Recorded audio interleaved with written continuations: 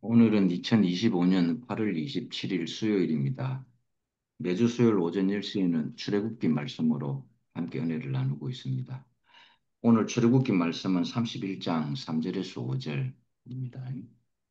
하나님의 영을 그에게 충만하게 하여 지혜와 총명과 지식과 여러 가지 재주로 정교한 일을 연구하여 금과 은과 노스로 만들게 하며 보석을 깎아 물리며 여러 가지 기술로 나무를 새겨 만들게 하리라.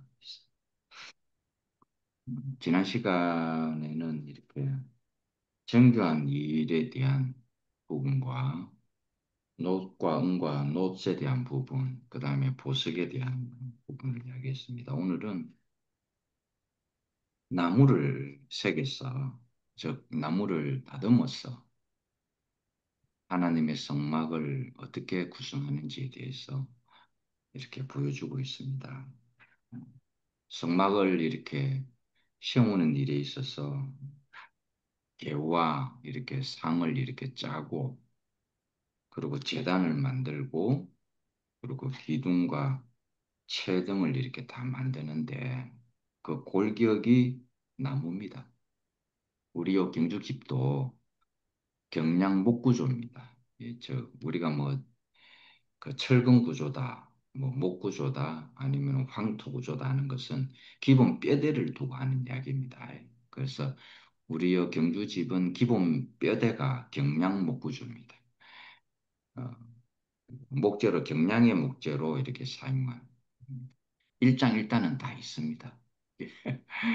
나무로 집을 짓다 보면은 시간이 지나면서 나무가 건조하면서 뒤틀립니다. 그래서 한동안 몇 년 동안 우리 집에서 딱 소리가 났습니다. 맞춰 들어간다고요. 건조하면서 나무가 이제 이렇게 뒤틀리니까 나오는 그런 소리였습니다. 그래서 이 골격이 다 나무입니다. 성막의 주 골격은 나무입니다. 이 나무는 우리의 인성을 이야기해 주고 있습니다. 우리의 인성을. 그래서 나무는 하나님을 형상화하는 기본 구조로 사용을 하는데 그 기본 구조가 사람이다 이 말입니다. 인성이다. 하나님은 사람이 아니면 하나님이 표현할 길이 없습니다. 그래서 인생을 지은 겁니다. 인생이 잘나서 지은 게 아니고요. 하나님은 자기가 표현되고 싶어서 인생을 지었습니다. 이것이 인생이 나온 이유입니다. 그러니까 이 인생이 하나님이 인생을 위해서 있구나. 이렇게 생각하면 안 되고요. 인생이 하나님을 위해서 하나님의 필요와 목적 때문에 인생이 지어졌구나. 이걸 알아야 됩니다. 주가객을 바꿔버리면 안 됩니다. 그러면 하나님 나라가 안 되기 때문에 그렇습니다. 그래서 이 나무는 인성을 표하는 것입니다. 그리고 광물은 여러분 알잖아요. 보석 같은 이런 광물은 고압과 고열로 이렇게 만들어집니다. 원래는 다 흙이었죠. 흙과 화학물질인 탄소 이런 것들을 통해 가지고 다이아몬드도 탄소입니다. 이게 고열과 고압에 의해 가지고 가장 강하게 가장 멋지고 이쁘게 그렇게 나온 게 다이아몬드입니다. 그래서 이 광물은 고압과 고열에 의해서 만들어지지만은 이 나무는 어떻게 해서 생성되느냐 하면은 씨가 떨어져 가지고 흙을 통해서 흙의 뿌리를 받고 자라면서 나오는 생명체입니다. 이 나무는요.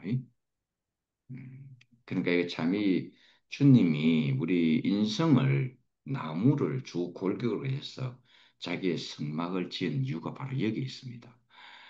나무는 씨가 땅에 떨어져서 흙의 뿌리를 받고 나무가 자라는 그 생명체로서 이렇게 돼 있다라는 것이. 그러니까 생명체로서 하나님의 성막을 구성을 하고 있다 이것입니다. 그래서 이 성막은 구체적인 사람을 통해서 하나님의 성품이 나오도록 하기 위한 골격 제로입니다. 이게. 그래서 영으로 만들어진 것도 아니고 천사로 만들어진 것도 아니고 열과 압력으로 이렇게 산출된 그런 부분도 아니다 이 말인 것입니다. 그래서 이것은 뭐냐면은 하나님이 이 사람을 통해서, 이 인성을 통해서, 이 인격을 통해서 지은 이유가 하나님의 배필이기 때문에 그렇습니다. 사람은 하나님의 배필입니다. 따지자면 여자다 이 말입니다. 아이, 사람은요, 여자다. 하나님의 생명을 출생시키고 번성시킬 여자가 바로 사람이다 이 말인 것입니다. 그러니까 하나님은 생명이시기 때문에 사람도 하나님이 자신의 생명으로 지었다 이 말입니다. 생명과 생명이 합해져야 생명이 나올 거 아닙니까? 그렇죠? 사람과 사람이 합해져야 사람이 나옵니다. 사람과 개가 합해져 봐야 되지도 않습니다. DNA가 다르기 때문에. 그래서 우리 주님이 생명이시라는 것을 우리에게 입증을 하는 것입니다. 왜 하나님은 사람을 통해서만 자기 자신이 표현되어질 수밖에 없는가? 그것은 생명이시기 때문에 그렇다라는 것입니다. 그래서 하나님은 자기를 표현해내기 위해서 어떤 형상과 모양을 만들어냈는데 그것이 바로 사람이다라는 뜻입니다. 그러니까 이 사람은 하나님의 표현체, 형상과 모양입니다.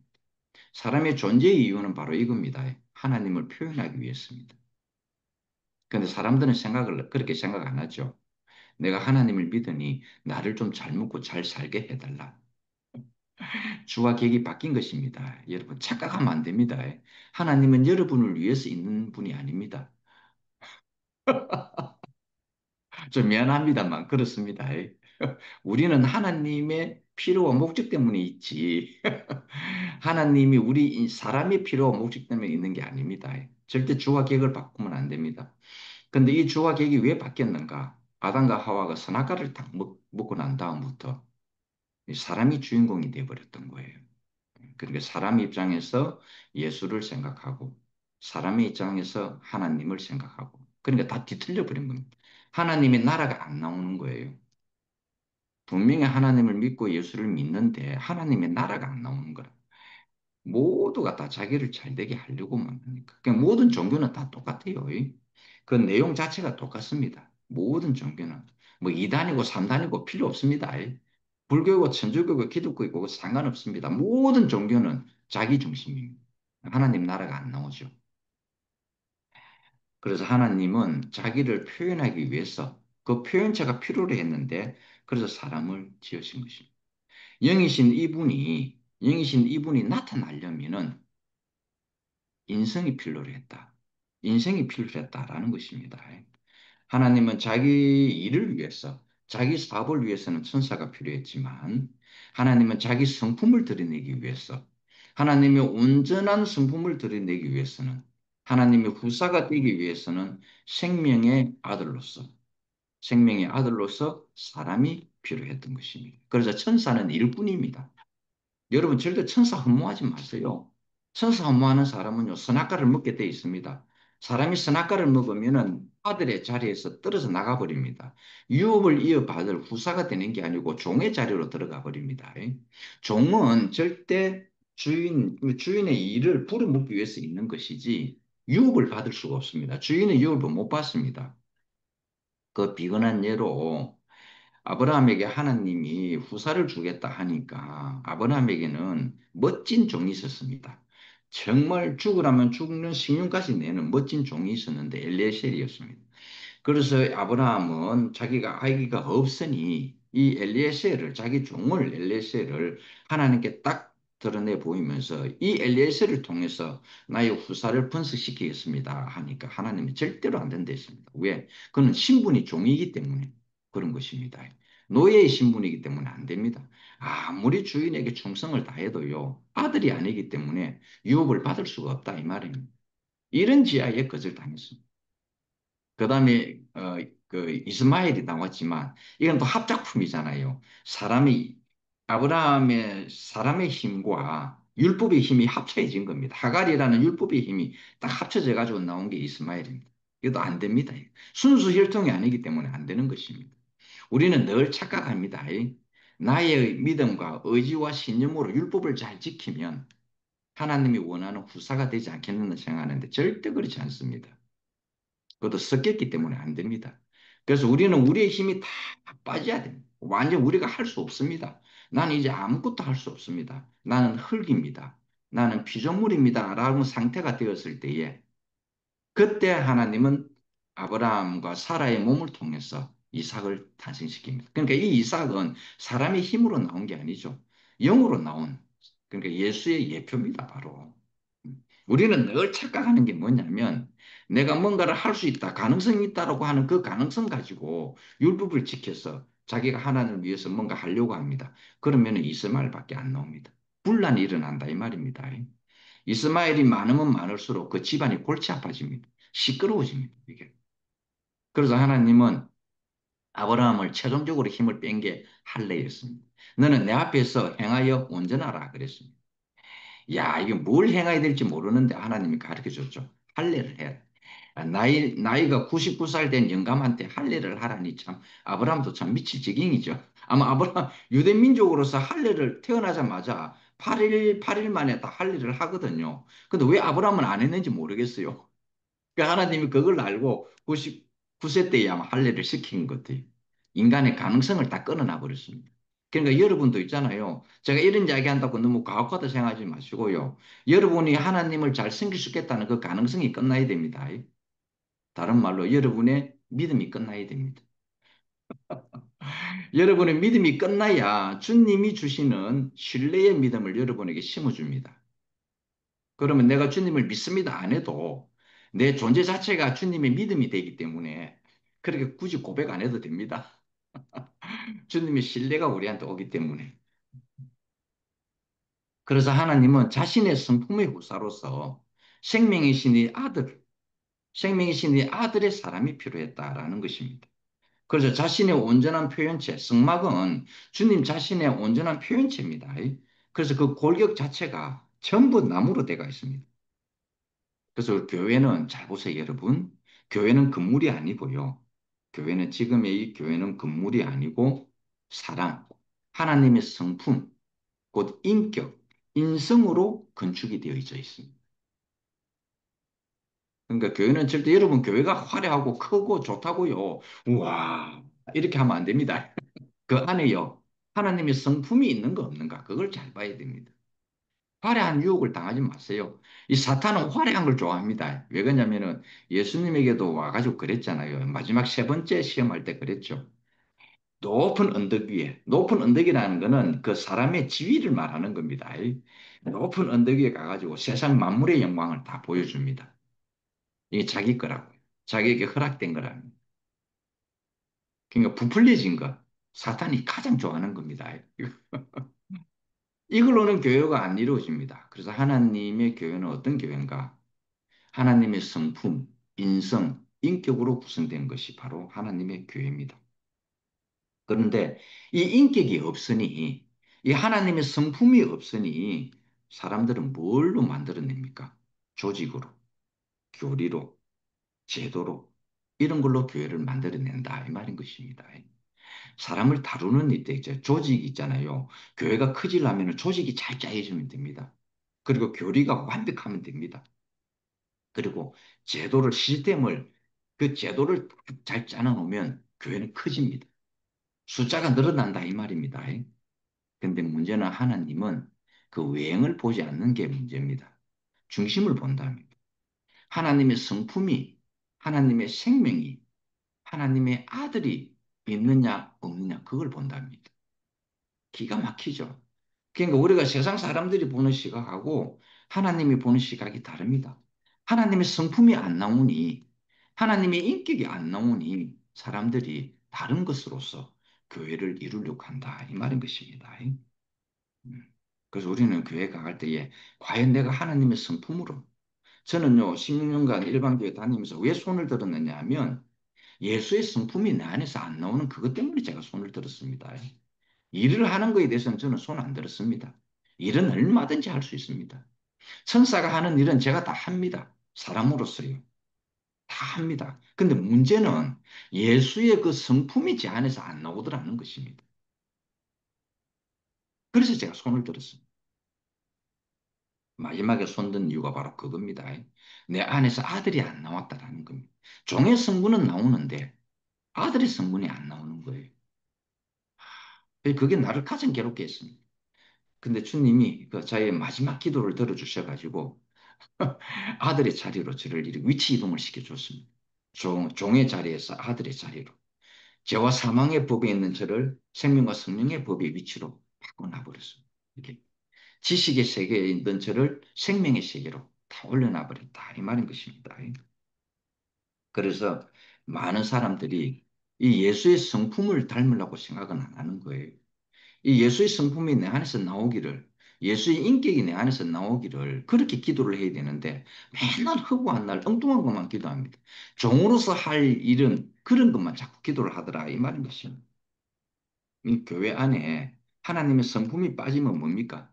아무것도 없습니다. 외형밖에 없습니다. 그게 바로 요한계시록에 나오는 일곱 교회 중에 에베소 교회가 그렇다라는 것입니다. 에베소 교회는 외형적으로 굉장히 멋진 교회입니다. 제가 여러 번 이야기했잖아요. 세상에서도 인정받는 교회입니다. 정말 교회가 되려면 세상의 시각을 봤어도 교회는 저렇게 돼야 된다 하는 교회가 바로 에베소 교회였습니다. 그런데 예수의 눈에 한 가지가 빠져버린 거예요. 처음 사랑. 이 처음 사랑은 가장 귀중하고 가장 소중하고 없어서는 안 될 핵심이다. 이 말인 것입니다. 이게 빠져버렸다. 이걸 잃어버렸다 했습니다. 그 너희들이 이것을, 이 잃어버린 이것을 처음 사랑, 이것을 회복하지 않으면은 내가 이것을 옮겨버려. 생명의 이 열매를 먹지 못하게 옮겨버리겠다. 이렇게 했습니다. 핵심은 그리스도입니다, 여러분. 여러분에게 인생에 있어서 가장 소중한 게 뭡니까? 여러분 자신에게 스스로 한 질문 한번 해보세요. 과연 내 인생에서 가장 소중한 게 뭔가? 저는 그리스도밖에 없습니다. 인생이 그렇게 되어버렸어요. 주님이 저를 그렇게 조성을 했다라는 것입니다. 그래서 하나님 나라의 이 교회에 하나님의 성품, 하나님의 생명이 없다면은 그거는 아무것도, 그게 빠지면요. 교리밖에 안 남습니다. 제도밖에 없고 조직밖에 없습니다. 그건 하나님을 영광스럽게 하지 못합니다. 외형만 계속 시끄러운 바람만 계속 일어난다라는 것입니다. 교회는 그걸로 채워지지 않죠. 그래서 성막의 골격이 조각목입니다. 이 조각. 이건 판자 조각을 말하는 게 아니고요. 단단한 아카시아 나무, 아주 단단한 아카시아 나무. 이걸 이야기합니다. 이 조각목으로 하나님은 자기의 성막, 교회의 골격을 이렇게 다듬고 세웠습니다. 통나무로서는 교회를 만들 수 없으니 쪼개져야 하는 겁니다. 우리는 통나무의 존재였는데 목수의 손에 의해서 주님의 손에 의해서 우리가 쪼개지고 다듬어졌습니다. 완전히 필요한 형상과 모양으로 목수의 손에 의해서 다듬어지고 쪼개졌다. 판자 조각으로 만들어졌다라는 것입니다. 그 다듬어진 것이 바로 주님의 성품이라고 하는 인성이다 이 말인 것입니다. 그래서 우리는 하나님의 성막을 건축하는 건축 재료다 이 말인 것입니다. 그런데 그 나무를 통나무로는 하나님은 사용하지 않습니다. 나의 천연적인 기질을 가지고는 하나님 사용할 수가 없다 이 말입니다. 그래서 하나님은 그 나무를 새기고 다듬어 가지고 자신이 필요로 하는 형상과 모양 판자 조각을 만들어서 연합을 시킨다 이 말입니다. 못으로 박을 때는 못으로 박고 본드를 붙이할 때는 본드를 붙이고 다 그렇게 한다라는 이 말인 것입니다. 그래서 나무는 이 용도에 따라 가지고 다듬어지기도 하고 다듬어져서 세워지기도 하고 눕혀지기도 하고 다 그렇게 하는 것입니다. 그래서 이 나무를 가지고 늘판지를 가지고 궤를 만들기도 하고 그렇죠. 기둥으로 사용하기도 하고 채를 만들어 사용하기도 하고 혹은 네모로 혹은 세모로 혹은 둥글게 이렇게 다 다듬었습니다. 그리고 그것을 기반으로 해서 정금을 입히든지 노을 입히든지 그렇게 했다 이 말인 것입니다. 그래서 우리의 그 기본은 주님이 나타낼 수 있는 가장 기본은 바로 인생입니다. 이 사람 위에 하나님의 성품을 이렇게 덮으셨다라는 것입니다. 그래서 금과 은과 노선 이 성질을 나타냅니다. 성질을 나타내지만 나무로는 형태를 만들어냈습니다. 그래서 사람은 하나님의 형상과 모양이다. 이렇게 하는 것입니다. 저는 저희 집은 목수를 진짜 잘 만나는 거예요. 저희 집은요, 내부가 아주 깔끔합니다. 모든 그 나무가 라운딩이 딱 되어 있습니다. 사람이 이렇게 쓱 지나가도 다치지 않게끔 직각으로 안 돼 있고 날카롭게 돼 있지 않습니다. 이 코너 부위를 전부 그라운드로 해가지고 라운드를 딱 지어나게 해놨습니다. 목수가 아주 세심하게. 그래서 이거 우리 내가 입주하기 전에 입주 청소하시는 아줌마들은 그걸 잘 알거든요. 이 집을 잘 지은 집인지 아니면 허술하게 지은 집인지 대충 지은 집인지 알아요. 근데 우리 집을 청소한 아줌마가 그러더라고요. 야, 이 집은 진짜 잘 지었다. 모든 게 다 깔끔하니까. 그때 저는 그걸 알았죠. 그래서 다른 사람 지어진 집을 가보니까 라운딩이 안 돼 있는 거라. 이 직각으로 사람이 딱 손을 지나가면 다치게끔 그렇게 돼 있더라고요.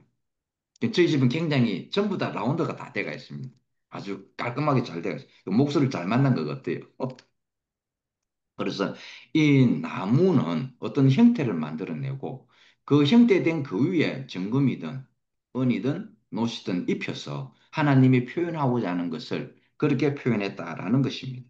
그래서 같은 금이라 할지라도 늘반지 위에 하나님이 원하시는 늘반지 위에 금이 입혀지면은 성막의 벽이 됐습니다.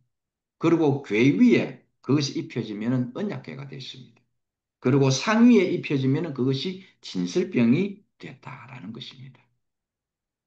참 희한하죠. 근데 그 내부의 뼈대는 바로 사람, 인생이었습니다. 입혀진 것이 형태에 따라서, 입혀짐에 따라서 그 나타나는 성질이 다 달랐다라는 것입니다. 어떤 것은 성막의 벽이 되기도 하고, 어떤 것은 언약궤가 되기도 하고, 어떤 것은 진설병의 상이 되기도 했다라는 것입니다. 그래서 신성의 용도는 항상 인성하고 같이 있습니다. 사람 안에서 나타나는 하나님의 성품이 그렇다 이 말인 것입니다. 우리는 모세를 통해서 하나님이 어떤 모습으로 우리에게 비춰졌느냐? 모세를 통해서 비춰진 하나님은 율법의 하나님입니다. 아, 아무리 있잖아요. 모세가 능력이 있다 하더라도 우리가 모세 하면은 이미 율법이 생각나지 않습니까? 그래서 모세를 통해서 나타난 하나님은 율법의 하나님입니다. 그런데 예수 그리스도를 통해서 나타난 이 하나님은 뭡니까? 은혜와 진리라고 표현이 되어 있습니다. 은혜와 진리가 충만하더라. 완숙되어져 있더라. 누구든지 어린아이에서부터 어른에 이르기까지 먹어도 탈이 안 나는 완숙을 충만이라 그런다 이 말인 것입니다. 뭔가 창고에 물건이 가득 찼다 이 뜻이 아니고요. 완숙이 되어져서 누구든지 먹어도 취하지 않고 맛있게 소화가 될 수 있는 그 충만을 이야기하고 있다라는 겁니다. 그래서 이 나무는 잘 다듬어져야 됩니다. 잘 다듬어져야 아름답고 그 하나님이 원하는 그런 형상과 모양이 나올 거 아니겠습니까? 그래서 이 성막을 짓는 사람은 하나님이 선택을 하셨고 그 선택한 하나님 안에 하나님은 지혜의 영을 넣어서 이 나무를 잘 다듬겠습니다. 금과 은과 놋을 이렇게 하게 했고 보석을 잘 다듬겠습니다. 그러니까 하나님이 지혜로 다 했다 이 말인 것입니다. 그래서 나무는 용도에 따라 가지고 잘리기도 하고 쪼개지기도 하고 형상이 나오기도 하고 다 그렇게 된다 이 말인 것입니다. 그래서 이 다듬어지는 것이 뭔가 우리의 인성을 하나님의 성품으로 바꾸어 놓는 작업입니다. 근데 이 작업은 어디서 이루어지는가? 교회 생활을 통해서 이루어집니다. 혼자서 성경을 많이 읽고 혼자서 기도 많이 해봐야 성품 안 변합니다, 여러분. 오히려 쫌도사가 돼가지고요. 다른 사람하고 연합이 안 돼요. 여러분 혼자 있잖아요. 기도 열심히 해가 신제 받으시 뭐 받았다 하는 사람 이야기 들어보세요. 가장 찾는 이야기입니다. 그 사람의 자리를 벗어나는 거예요. 무당의 자리로 가는 겁니다, 그거. 그래서 제가 여러분에게 일전에 이야기했죠. 여러분 머리를 함부로 그런 사람에게 머리 내미지 마세요. 나 그런 사람 보면 참 불쌍해요. 아니, 자기의 신앙 상태가 어떻는가 싶어가지고 머리를 그런 사람한테 대밀어가지고 안수기도 받는 사람이 돼요. 그리고 안수해준 그 사람은요, 네 집이 천국에서 보석으로 꾸며졌는지 안 꾸며졌는지 초가집이니 아니, 막 그런 소리. 제가 그런 교회 다녀서 압니다. 장로교회인데, 제가 그 장로교회 지휘자로 있을 때에 그런 교회였습니다. 머리에다가 이게 손을 얹으니까 이 사람 신앙 상태가 지금 믿음의 상태가 어떻다는 둥. 그리고 뭐 천국에는 이 사람의 집이 지금 어떤 형태로 되어 있다는 둥. 여러분, 그 하나님 그런 분 아닙니다. 하나님은 우리 안에서 자신의 성품이 나오기를 원하고 있습니다. 하나님의 성품이 없는 교회는 다른 것으로 자꾸 하나님을 꾸미내려 그런다 이 말인 것입니다.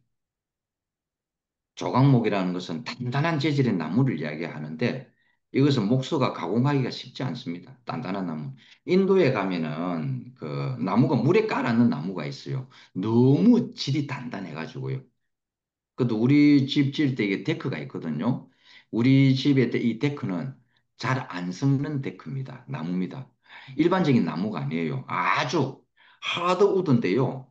단단한 나무라 가지고 이게 뭐랄까 깨졌으면 깨졌지 뭐 썩어서 내려앉는 나무가 아니에요. 이 나무는요. 그만큼 단단한 나무로 그 재질로 우리 데크를 만들었습니다. 그래서 우리 집 데크는 깨져도 이렇게 썩지는 않습니다. 이게 그 정도다 이 말입니다. 이 조각목이라는 자체가 그 정도로 반석과 같은 그리스도라는 반석과 같은 그런 재질입니다. 그래서 이것을 목수가 다루기는 쉽지 않다라는 것입니다. 그래서 단단하기 때문에 하나님의 성막을 짓는 데에 이 목재를 조각목이라는 이 목재를 사용을 했다라는 것입니다. 그래서 이 조각목을 다루는 일에 단단하면 단단할수록 정교해야 됩니다. 여기서 다듬는 일에 다이아몬드를 다루는 사람은요, 진짜 엄청난 기술을 요하는 사람들이 다이아몬드를 다듬습니다.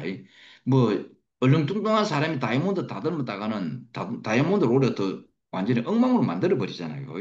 그래서 정교한 기술자와 그것을 기구를 다룰 수 있는 정교한 기구들이 필요로 했던 것입니다. 왜? 하나님의 성막을 짓기 때문에.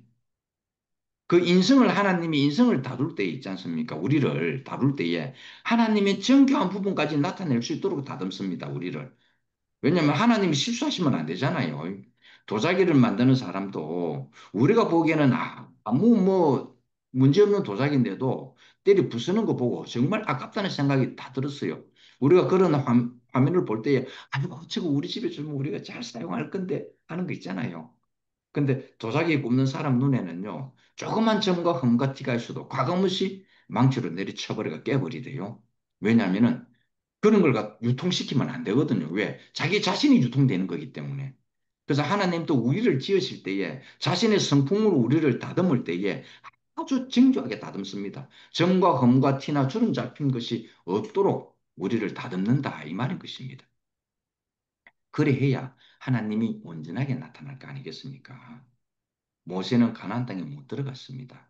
마지막 그 실수 때문에. 아니, 그 실수 봐주면 되잖아요. 그렇죠? 근데 하나님은 아닌 거예요. 그 실수로 인해서도 가나안에 들어가면은 모든 백성들이 그걸 볼 거 아닙니까? 아, 이 실수해도 괜찮네. 그렇죠? 다 그렇게 할 거라는 겁니다. 그래서 모세를 하나님이 가나안 땅에 못 들어가게 한 것입니다. 그래서 하나님이 그 정도로 정교하게 우리를 다듬는다 이 말인 것입니다. 누가 과연 이 정교한 기술자며 누가 과연 이 정밀한 기구인가 도구인가 여러분 딱 나와 있죠. 바로 주 예수 그리스도. 주 예수 그리스도는 하나님의 정교한 기술자입니다. 그리고 정밀한 도구 기구는 무엇인가? 그거는 바로 십자가입니다. 이 앞에서는요. 점과 흠과 티가 없습니다. 정교한 기술자인 예수 그리스도와 정밀한 도구인 십자가가 하나님의 성막을 온전하게 건축하는 데 그렇게 사용이 되어졌다 이 말인 것입니다. 그 여기에는요 실수라는 것도 없습니다. 점과 흠과 티가 아무것도 없다라는 것입니다. 그래서 예수님은 이 제자들을 십자가 앞에까지 딱 오게 했습니다. 모든 제자들이 예수가 십자가에 못 박힐 때에 다 봤습니다. 다 봤어요. 그런데 12제자 중에 이미 한 사람은 자살을 해서 없습니다. 11제자가 예수가 십자가에 못 박히는 걸 다 봤습니다. 다 똑바로 봤습니다. 그런데 그 중에서 11명 중에 10명은 도망가 버렸습니다. 10명은 다 도망가 버렸습니다. 예수의 십자가 앞에서요.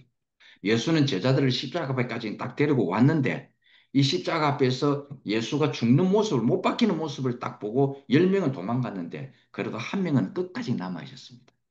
한 명은 예수의 옆구리에서 물과 피가 나오는 것까지 다 봤습니다. 가장 어린 사도 요한이었습니다.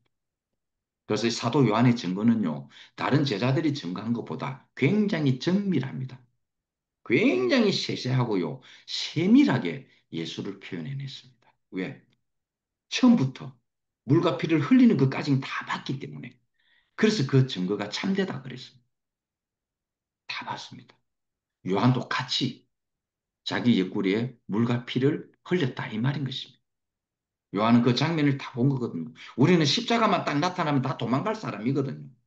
다 도망가 버립니다. 아니, 내 목숨이 지금 걸린 문제인데요. 내가 지금 죽느냐 사느냐의 문제 아닙니까? 오늘 이 내용을 가지고 우리 현주 자매고 식탁 대화를 나눴습니다. 여러분 한번 들어보세요. 재밌습니다. 리얼하게 이야기를 했습니다. 사도 중에 그 제자들 중에 베드로는요. 이 죽느냐 사느냐 이 문제 앞에 세 번씩이나 예수를 부인하고 도망가 버렸습니다. 십자가에 엎으면요 다 도망갑니다. 우리는 십자가가 아니기 때문에 전 죽어도 예수를 따를 수 있습니다. 저는 죽어도 예수님을 사랑할 수 있습니다. 그렇죠? 근데 우리가 조금 싫은 소리만 들어도 우리 예수 부인하는 사람 아닙니까? 내 자존심이 조금만 신상해도 우리 예수 부인하는 사람들이잖아요. 그렇죠. 그런데 베드로에게는 지금 저 십자가에서 죽느냐 사느냐의 문제 때문에 자기도 죽을까 봐 도망간 사람. 그래도 베드로는 좀 낫습니다. 자기 생사가 걸린 문제에서 도망갔으니까. 그런데 우리는 조금만 불평을 들어도, 불만을 들어도, 나에게 심상하는 소리만 들어도 우리는 십자가 앞에서 도망가는 사람이잖아요. 다 그렇게 우리의 본성이 다 드러난다 이 말입니다. 그래서 제자들은 우리의 이 모습을 적나라하게 우리를 대표해 가지고요. 정확하게 우리를 폭로해 버렸습니다. 너희들 인간이 그렇다. 베드로도 그런 사람 아닙니까? 내가 죽어도 주님과 함께 죽고 살아도 주님과 함께 살겠습니다. 주님이 어디든지 간에 나는 주님과 함께 있겠습니다. 그랬던 사람 아닙니까? 그런데 십자가 앞에서 다 가버렸어요. 완전히 우리를 폭로시켜 버렸어요. 완전히. 내가 나를 모르던 그런 부분까지 제자들을 통해서 완전히 폭로가 되어버렸습니다. 내가 그렇게 폭로 안 해도 제자들이 나를 그렇게 다 폭로를 시켰다라는 것입니다. 내 심중에는 뼛속까지 숨어 있는 나의 어떠함을 다 폭로를 시켰다. 제자들을 통해서 우리는 알게 됐다 이 말입니다. 주님께 이끌림을 받은 사람은 이걸 다 알죠.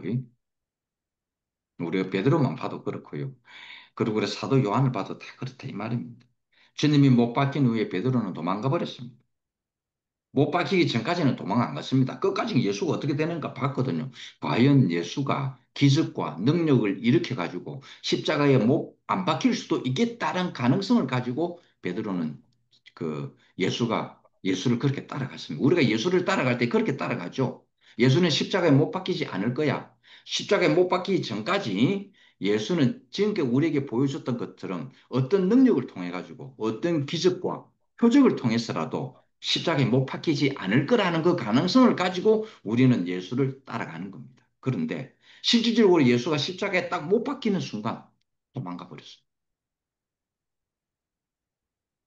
우리의 생각을 완전히 뒤집어 놔 버렸습니다. 그래서 예수는요, 그래서 기묘자라 그러는 겁니다. 우리의 생각 너머에 있다. 우리의 생각을 완전히 뒤집어졌다. 이 말입니다. 우리가 예수를 따라다닐 때에 그런 기적과 표적과 능력 때문에 가는 거 아니겠습니까? 십자가에 안 달릴 거야. 예수는 죽으러 간다 하지만 하나님의 아들이기 때문에 하나님이 저 아들을 살려줄 거야. 십자가에 절대로 못 박히게 하지 않을 거라라는 그 가능성 때문에 제자들이 예수가 십자가 앞까지는 따라갔다. 이 말입니다. 그런데 십자가에 딱 못 박히는 순간 모든 제자들이 그래도 사도 요한이 있어서 다행이었어요. 다 사도 요한만 빼고 오늘 우리는 그런 사람입니다. 우리는 그렇게 폭로되는 사람이다 이 말인 것입니다. 그런데도 불구하고 예수는 끝까지 우리를 찾아왔습니다. 다 도망간 우리를 예수는 한 사람씩 한 사람씩 찾아와 가지고 다시 자기의 삶을 살도록. 그래서 특히 베드로에게 한 질문은 우리에게 하는 질문입니다. 십자가에서 부활한 그 예수가 우리에게 와서 하는 이야기가 이 이야기입니다. 네가 나를 사랑하느냐? 베드로는 사랑한다 말을 할 수가 없는 거예요. 부인을 했기 때문에. 자기 양심상 절대로 사랑한다 할 수가 없는. 그래서 이렇게 이야기를 하는 겁니다. 국려지책으로. 당신이 아시나이다. 그럴 때에 주님이 내 어린 양을 먹이라. 내 어린 양을 치고 키우고 생육하고 번성하여 땅에 충만케 하라. 이 말인 것입니다. 세 번씩이나 우리에게 묻습니다. 주님은 네가 나를 사랑하느냐? 근데 우리는요, 주님을 사랑한다 할 때에 내 욕구와 필요를 채우기 위해서 사랑한다는 이 대답을 우리는 잘 하지 않습니까? 내가 주님을 사랑하니, 내가 주님을 섬기니, 내가 주님을 믿으니 나를 행복하게 해주세요라는 게 밑바닥에 깔려 있었다 이 말인 것입니다. 근데 주님은 그런 대답을 원했던 것이 아니고 네가 나를 사랑한다면 나의 어린 양을 먹이라. 세상에 있는 모든 사람들은 주님 눈에는 자기의 어린 양이었다라는 것입니다. 오늘 우리는 이런 눈을 가져야 되는 것. 우리가 주님의 눈을 가져야 되는 이유가 바로 거기에 있습니다. 저 사람은 제껴놓고, 저 사람은 이래서 제끼고, 저 사람은 저래서 제껴버리면은 주님의 어린 양은 어디에 있느냐라는 것입니다. 내 취향이 안 맞아서 제껴버리고, 내 성향이 안 맞아서 제껴버리고, 내 기호에 안 맞아서 다 제껴버리면, 내 성질에 안 맞아서 다 제껴버리면 주의 어린 양은 어디에 있습니까? 그렇잖아요. 그래서 주님은 그렇게 하는 거예요. 네가 나를 사랑한다면 나의 어린 양을 먹으라. 예수의 눈에는 이 모든 세상에 있는 이 모든 것들이 주의 어린 양이었다라는 것입니다. 오늘 우리는 이런 눈을 한번 가져봅시다. 주님이 이런 눈을 가지도록 우리에게 그 은혜를 주셨지 않습니까? 그래서 저는 감사한 것입니다. 저는 내 모든 사람들이, 내 앞에 있는 모든 사람들이 다 주의 어린 양으로 다 보이기 때문에 주님이 하신 말씀이 바로 이 말씀이구나라는 걸 알게 됐다라는 것입니다. 그런데 또 사도 요한은 옆구리에 물과 피가 흐르는 까지 다 봤지 않습니까? 그래서 사도 요한의 증거는요, 굉장히 세심합니다. 주님을 증거하는 일에 있어서. 그래서 사도 요한은 누수되는 거 없이 빈틈을 다 채워버렸습니다. 오늘 우리 주님이 우리를 이처럼 정교하고 세밀하게 우리를 진짜 정밀하게 정밀한 기술자를 주 예수 그리스도를 우리를 다듬을 수 있는 정교하고 세밀한 기술자를 보내주셨고 그 다음에 가장 정밀하고 세밀한 도구를 우리에게 주셨는데 그것이 바로 십자가였다라는 것입니다. 주 예수와 십자가는 우리를 하나님의 성막을 건축하는 일에 기술자이시며 도구가 된다 이 말인 것입니다. 우리는 이 기술자와 이 도구에 의해서 십자가라는 도구와 그 정밀한 이 기술자 예수 그리스도를 통해서 우리는 그렇게 다듬어지고 또 다듬어져서 하나님의 성막으로 마침내 하나님의 성막으로 하나님의 몸으로 마침내 드러나게 될 것이라는 것입니다. 오늘 우리를 이렇게 다뤄주시는 주님과 우리에게 세밀한 기구가 되신 이 십자가에 이것을 우리가 영원히 축복받을 영광스러운 기술자고 도구이다라는 것입니다. 오늘 우리를 이렇게 자신의 성막으로 건축하기 위해서 우리를 이끄시는 이런 주님을 영원히 찬양합니다. 할렐루야.